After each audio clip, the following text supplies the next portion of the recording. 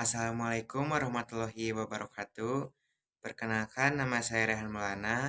Saya berasal dari sekolah SMP FK Bina Muda. Di sini saya akan mereview buku dengan metode AI yang berjudul Tambelo Meniti Hari Dewa Takwa yang ditulis oleh Redit Kurniawan dan diterbitkan oleh Era Adicitra Intramedia. Alasan saya mengambil buku ini karena buku ini sangat menarik dari mulai gambar buku dan kata-katanya yang mudah dipahami. Buku ini menceritakan seorang pria yang bernama Roni yang tinggal di kota Surabaya bersama eyangnya. Pada saat di Surabaya, Roni bekerja sebagai penjaga toko yang cukup terkenal dan mewah di mall kota Surabaya.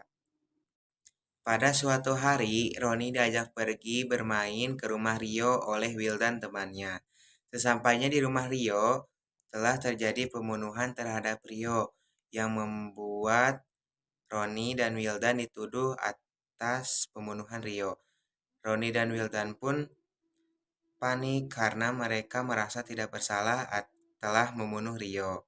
Sehingga mereka berdua memutuskan untuk berpisah dan pergi jauh dari kota Surabaya agar terhindar dari tuduhan tersebut. Roni pun memutuskan untuk pergi ke Timaka untuk menemui sepupunya dan meninggalkan eyangnya sendiri di kota Surabaya. Lalu Roni pun pergi ke Surabaya. Pada saat di perjalanan menuju Timaka, Roni bertemu dengan Ustadz Soleh. Lama-kelamaan mereka jadi semakin akrab. Dan ketika di kapal, Roni bercerita bahwa ia dituduh telah membunuh Rio temannya Roni. Dan dia sedih karena meninggalkan eyangnya sendirian di kota Surabaya. Pada suatu hari, ombak semakin besar dan tinggi, sehingga menguncakkan kapal yang ditumpangi Roni. Lalu, Roni dan penumpang lainnya berjatuhan dan tenggelam, sehingga Roni terdampar di Pulau Otakwa. Dari sinilah petualangan Roni dimulai. Pada suatu hari, ada dua orang asing yang sedang menjala ikan di laut yang bernama Marsimus dan Yosef. Marsimus dan Yosef menemukan orang yang terdampar di tepi pantai, dan orang itu adalah Roni.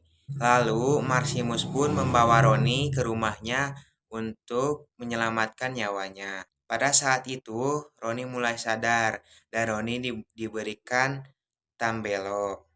Saat ini, Roni mulai sadar dan dia memutuskan untuk tidak melanjutkan perjalanannya menuju Timaka karena tidak mencukupi biaya untuk pergi ke sana.